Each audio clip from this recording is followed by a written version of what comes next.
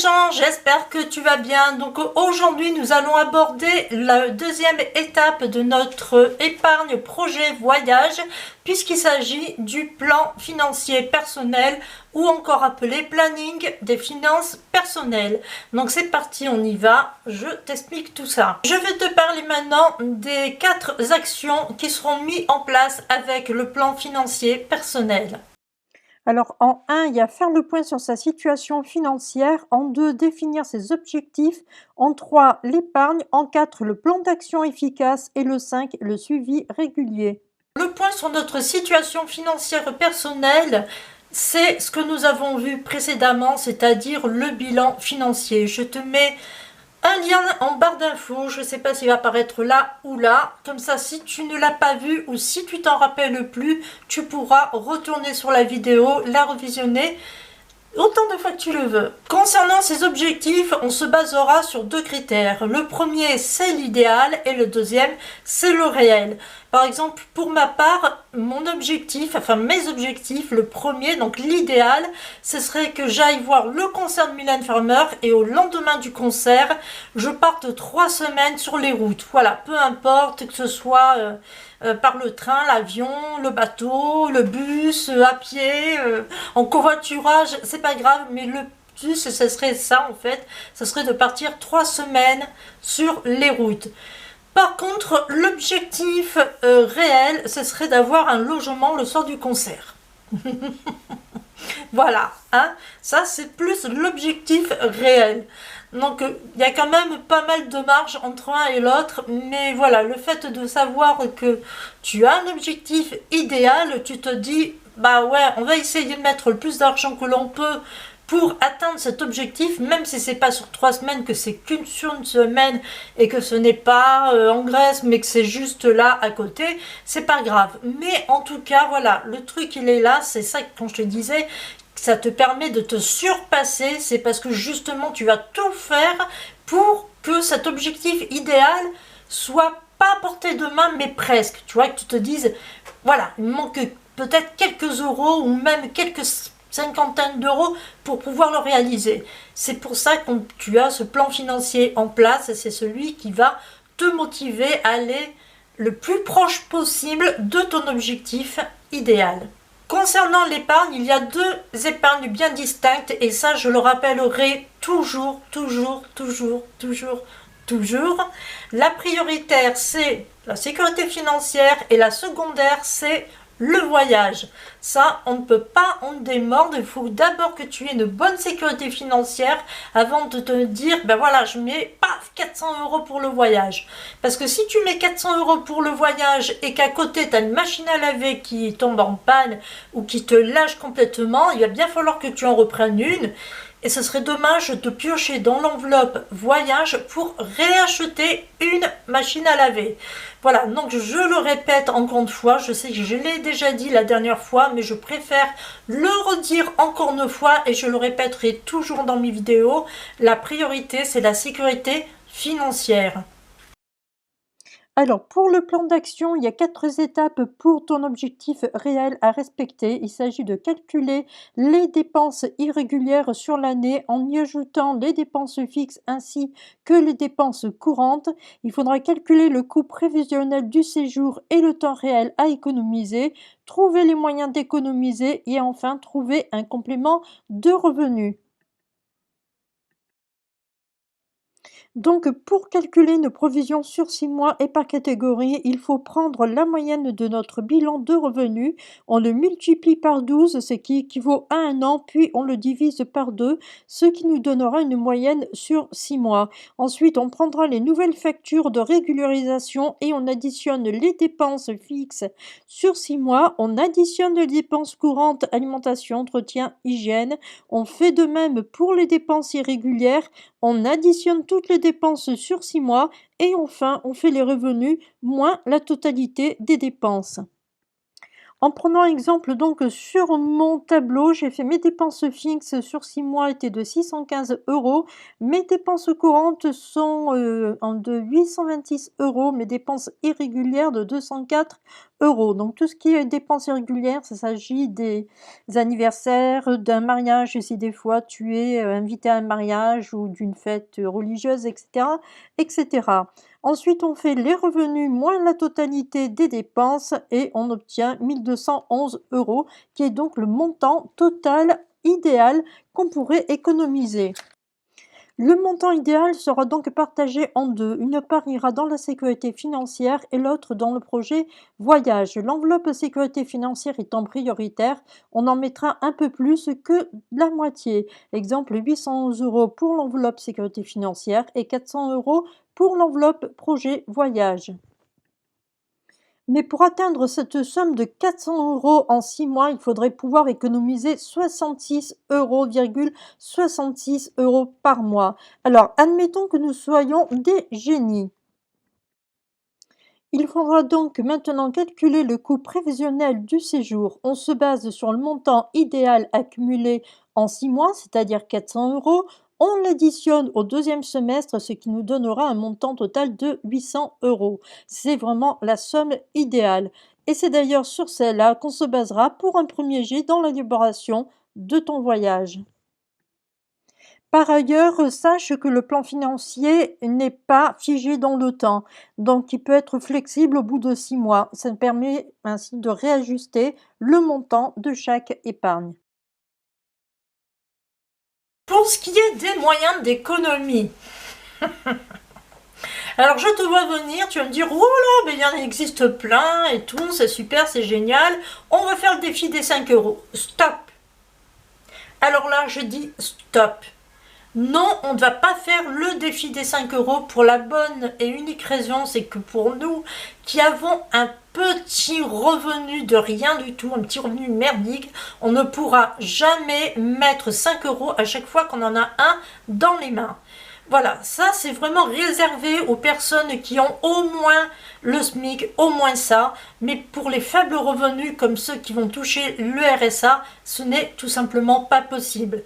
Imagine 2 secondes, je prends un billet de 50 €, je vais faire mes courses, elles me rendent 2 billets de 5.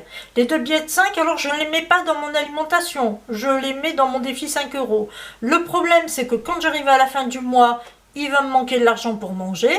Et manque de bol, je dis, ouais, non, quand même, prendre les 2 billets de 5 € dans le défi, ça serait dommage, je les ai mis au début de mois.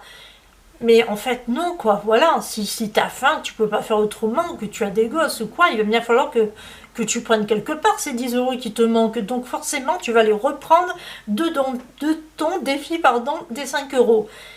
Donc ça vaut vraiment, mais alors vraiment, vraiment, vraiment pas le coup. À moins que maintenant, il y a toujours une possibilité, si vraiment tu veux le faire, c'est de faire un défi 5 € slowly, c'est-à-dire que tous les fins de mois, eh bien, si te reste un billet de 5 € ou si tu restes 5 € en pièces, bah, tu le mets dans cette enveloppe. Mais c'est vraiment arriver à la fin du mois que tu peux le faire. Donc franchement, je ne vois pas l'intérêt pour nous qui avons un tout petit budget de faire ce genre de défi. 5 €, c'est vraiment un gros billet. Et avec 5 €, bah écoute, tu peux manger pour un repas le matin, le midi, le soir, tranquillement, toute la journée. Donc je ne vois pas l'intérêt de faire un défi 5 € pour nous qui avons un petit budget. Alors, par contre, il y a des défis qui sont réalisables. Ce sont les défis des 1 € slowly, c'est le défi des 0 dépenses, le défi des centimes, voilà. Il y a aussi le défi du fait maison. Alors, je sais qu'il y a beaucoup de monde qui vont dire « Non, mais attends, le fait maison, moi, c'est un truc que je fais tout le temps. » Peut-être toi, oui, et peut-être qu'il y a d'autres personnes que non, justement. Il y a peut-être d'autres personnes qui ne le font pas tout le temps, qui achètent régulièrement du tout fait. Et comme tu sais, dans le tout fait, il y a toujours une marge qui revient à, comment dire, au fabricant, donc au distributeur, et l'autre qui revient au magasin. Et du coup, bah, eux, ils vont se gaver sur ces produits-là pendant que toi, tu débourses. Alors que si tu vas acheter au petit producteur et que tu fais toi-même ton truc, ça te reviendra moins cher. Ça sera du fait maison, donc tu sais déjà ce que tu vas mettre dedans. Et puis bon, ça peut rivaliser un petit peu sa personne, hein, de savoir que c'est toi qui as fait le plat. Voilà, comme moi j'en ai fait un hier et voilà, je suis contente. Donc oui, je suis restée peut-être un peu plus de temps au fourneau que si j'avais pris un plat tout prêt. Mais au moins, je me suis sentie revalorisée. Je dit, bon, ben écoute, ça va, tu sais encore faire la cuisine. Bon, enfin, on en reparlera ça un autre jour sur une autre vidéo. Alors, les autres sources d'économie, ben écoute, il y a les paniers to go qui peuvent être une bonne source d'économie. Il y a les paniers Phoenix qui sont un petit peu la même que to go. À la différence, c'est que dans les paniers Phoenix, tu peux choisir si tu veux de l'épicerie ou si tu veux des fruits et légumes. Voilà, ça c'est vraiment la réelle différence. Après, je ne peux rien te dire exactement si c'est bien ou pas ce genre d'application parce que je ne l'ai utilisé qu'une seule fois et j'ai eu plutôt une mauvaise expérience, donc voilà. Mais comme c'est qu'une seule fois, voilà, c'est pour ça que je te dis, je ne peux pas te dire vraiment de ce qu'il en est de cette application. Par contre, to go, je ne peux en dire que du bien. Il y a un autre moyen aussi de lutter contre le gaspillage alimentaire, c'est le frugalisme. Donc je ne sais pas si tu connais, bon, moi j'en ai pas entendu parler, je sais ce que c'est. Est-ce que je serais capable de faire ce genre d'action? Franchement, je sais pas. Voilà, je sais pas. Donc, on en reparlera peut-être dans une prochaine vidéo, là aussi. Mais, ben ouais, dis-moi si toi, tu serais capable de le faire. Tiens, justement, j'aimerais bien savoir. Ensuite, évidemment, c'est prendre des produits locaux parce qu'ils sont vraiment moins chers que les produits importés. Ensuite, il y a évidemment les aides sociales qui vont être d'une grande source d'économie, étant donné que tu n'auras plus à acheter énormément à manger, vu que tu prendras ton panier alimentaire toutes les semaines. Alors, je sais déjà ce que tu vas me dire. Oui, mais alors là, franchement, c'est profiter du système. C'est vraiment pas correct. C'est vrai, c'est pas correct, mais crois-moi que tu seras ni la première ni la dernière à le faire. Il y a bon nombre de personnes, bon nombre de familles qui le font, et y arriver l'été, eh bien comme ils ont économisé sur tout le long de l'année, ils peuvent se permettre d'aller voir leur famille dans leur pays d'origine. Alors je ne vais pas mettre d'étiquette sur telle ou telle personne, parce que c'est vraiment tout le monde qui le fait. Voilà, donc moi je me dis ce serait dommage de s'en priver alors que d'autres ne se gênent pas. Alors après il y a l'habillement. Alors l'habillement, soit tu vas aller dans des magasins genre Primark tout en sachant que la plupart des vêtements ont été fabriqués en Chine. Je te fais un petit peu le topo. Soit tu te dis, écoute, moi j'ai envie d'avoir des pièces uniques ou presque, je vais m'habiller dans les friperies. Et dans ce cas-là, oui, tu vas aller dans des friperies, tu vas trouver de super bons plans, de super bonnes pièces à prix vraiment dérisoire. Fais très attention à un truc, il existe deux genres de friperies. Il y a la friperie bobo et la vraie friperie. La friperie bobo, c'est celle qui va te proposer des trucs soi-disant vintage à prix, mais alors, tchou, tellement qui vont monter, même pas tu vas dire c'est pas possible, c'est pas une friperie, c'est parce qu'en fait c'est pas réellement une friperie. Et puis tu vas aller dans une friperie normale, une vraie friperie, et là forcément tu vas trouver des habits d'avant, mais vraiment à prix cassé. Voilà, la différence elle est vraiment là. Donc fais attention à la friperie dans laquelle tu vas aller. Je te donne un exemple. Je suis partie à Paris avec deux amis à moi. Et puis on s'est dit, tiens, on va aller faire les friperies parce qu'on va trouver des trucs super sympas, vraiment à des prix dérisoires, et on va ramener plein chez nous. Bon, donc on regarde un petit peu dans notre guide où se trouvent les friperies. On s'est dit, ah voilà, et tout, c'est là, c'est super. Bon, allez, c'est le quartier de la friperie. Donc on s'est dit, c'est bon, c'est là. On y va, tranquille et tout, on commence à faire plusieurs friperies. Il y avait des ateliers de créateurs aussi, plein de trucs comme ça. On regarde, putain, le prix... Waouh, un habit, 50 €, tu te dis, non, c'est pas possible, je suis pas dans une friperie, là. Tu regardes l'autre, ah ouais, non, là, franchement, c'est pas possible, là, 40 €, non, là, ça va pas non plus. On évite, enfin voilà, c'est clair, on rentrait, on ressortait, voilà, c'était clair, hein, on pouvait pas, même pas on faisait tous les rayons, on voyait les prix, oula, oula, oula, allez hop, on ressort, c'est pas pour nous. Et en fait, on a appris bien plus tard par d'autres personnes qui habitaient donc dans le même quartier où nous on logeait, qui nous a dit mais c'est pas là qu'il faut aller. Il ne faut pas aller dans ce quartier-là. Là, le quartier où vous êtes allé, c'est dans les quartiers branchés, les quartiers bobos. Là où les friperies, les vraies friperies se trouvent un petit peu plus loin.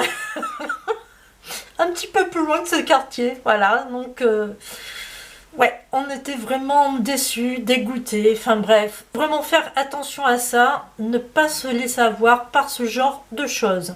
Après, évidemment, il y a tout ce qui est Vinted. Alors la Vinted, voilà, c'est bien, c'est génial. Bon, paraît-il qu'il y en a qui se sont fait arnaquer, donc fais attention à toi aussi. Peut-être que sur ce genre d'annonce, il y a des trucs qui sont bien et d'autres pas. Il y a d'autres sources aussi, c'est Shopmium, par exemple, qui est pas mal, qui te rembourse tes trucs.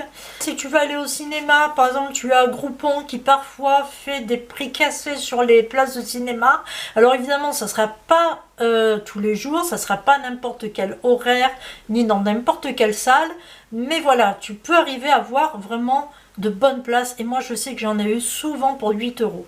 Ensuite, nous passons donc pour trouver des sources de revenus, et là franchement c'est un petit peu plus compliqué que le reste. Alors pour ce qui est des compléments de revenus, si par exemple tu fais quelques créations, tu peux toujours les vendre sur Etsy. Alors le problème d'Etsy, c'est que je crois que quand tu mets un article en vente, ils te prennent de l'argent. Enfin je sais pas, j'essaierai de me renseigner sur ça, mais je sais qu'il y a un truc de ce genre là. Après tu peux toujours revendre donc sur eBay, hein, si tu as des trucs à vendre, sur Vinted aussi. Ou alors encore dans les vide-greniers. Ce que tu peux faire aussi, c'est la garde d'enfants, garde d'animaux, ça existe. Tu peux donner aussi des cours de guitare, des cours de maths, enfin bref, tout ce genre de trucs. Tu peux même faire quelques heures de ménage, voilà, si ça t'enchante. Voilà, donc moi personnellement, je vais réessayer de vendre des trucs sur Vinted. Je vais tenter Etsy, je vais tenter aussi Merch, Amazon et eBay. Et puis on verra, hein. Je te montrerai tout ce que je mets en vente. Et puis si tu veux l'acheter, vas-y, n'hésite pas. Bon, enfin bref. Bon, voilà, écoute, je te laisse. J'espère que cette petite vidéo t'aura apporté plusieurs informations sur ce que tu attends pour faire un projet voyage et partir enfin en voyage. Je te laisse, je te dis à bientôt, on se retrouvera dans une prochaine vidéo où je te parlerai cette fois-ci du tableau budget mensuel qui te sera vraiment très utile tout le long de l'année. Voilà, je te dis au revoir, à bientôt, pitou pitou, prends soin de toi et surtout, nique le virus!